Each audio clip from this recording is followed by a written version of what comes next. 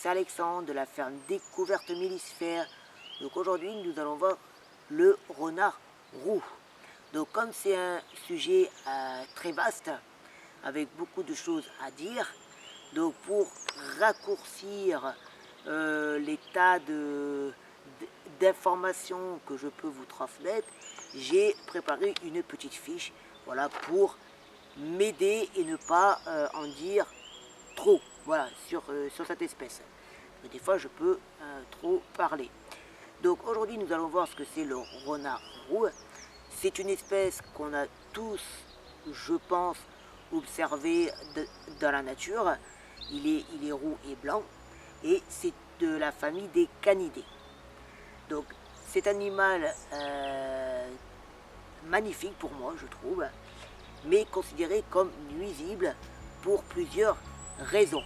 Donc nous allons voir un petit peu pourquoi cette espèce est considérée comme nuisible. Nuisible se dit d'une espèce animale dont la présence cause des dommages dans les champs agricoles, sur des animaux d'élevage qui sont dédiés à la chasse, et aussi dans les poulaillers, et c'est aussi un animal vecteur de maladies comme la rage. Donc nous allons un petit peu voir ces points-là. Donc déjà, il est vecteur de maladies comme la rage, mais comme aussi nos animaux domestiques comme les chiens, qui se font vacciner à peu près tous les ans. Le renard est un animal sauvage, donc il n'est pas en relation avec l'homme, et en aucun cas il y a un échange direct.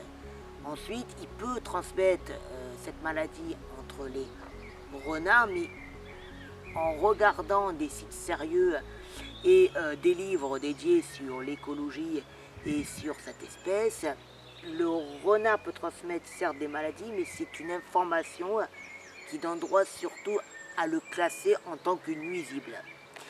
Alors après, nous avons les dommages dans les champs agricoles.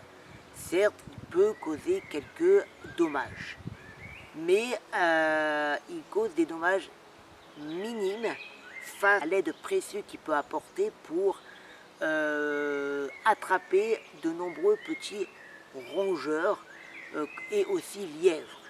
Parce que les rongeurs et les lièvres consomment les céréales et les plantes qui se trouvent dans les champs agricoles.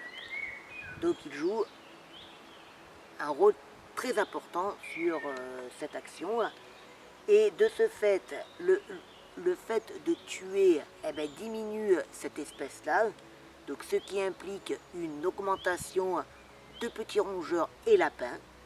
Donc en même temps, ça implique aussi répandre à des moments des produits chimiques dans certains champs agricoles. Ensuite, troisième point que je voulais aborder, c'est les élevages d'animaux pour la chasse. Donc il en existe plein en France. C'est des élevages de perdrix, de faisans, de lapins, de garènes, etc. Et ces animaux sont normalement des animaux sauvages. Ils sont nés en captivité dans des cages jusqu'à l'âge adulte, et ensuite on les a relâchés, donc inadaptés à la vie sauvage, et automatiquement les renards vont attraper très facilement ces animaux. Quatrième point, nous avons les poulaillers. Ceux qui possèdent des volailles ont peut-être subi des attaques de renards, donc ça nous énerve un peu, mais vous allez voir, il y a quelques solutions pour éloigner les renards roux.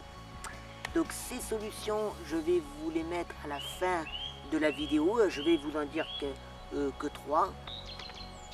Ce qu'il faut savoir pour ces solutions, ou les potions magiques, comme vous voulez, c'est qu'il faut les changer assez régulièrement, sinon l'animal s'habitue à la même odeur et donc pourra revenir. Donc en pleine journée, le renard peut venir chercher une volaille ou deux, surtout au printemps et aussi en été pour aller nourrir ses petits.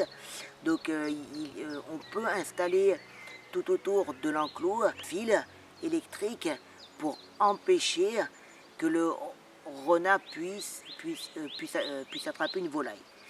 Donc après, c'est vrai que ça demande un travail supplémentaire et un coût, mais on peut essayer de préserver à la fois nos volailles, mais aussi la biodiversité. Pour finir, une espèce est considérée comme nuisible est un animal causant différents dégâts. Mais chaque espèce est très importante pour la biodiversité et la chaîne alimentaire. Avant de prendre une décision radicale et peut-être d'une extinction d'une espèce qui pourrait ensuite déséquilibrer la chaîne alimentaire, essayons de trouver des solutions ensemble face aux problèmes. J'espère que cette vidéo vous a plu. Si vous avez des questions, n'hésitez surtout pas. Aussi pour échanger sur différentes choses. Alors, soit ça peut être sur le renard, des solutions que vous aussi vous avez pour préserver la biodiversité et plein d'autres choses. Donc n'hésitez surtout pas, c'est avec grand plaisir. Merci de m'avoir écouté et je vous dis à bientôt.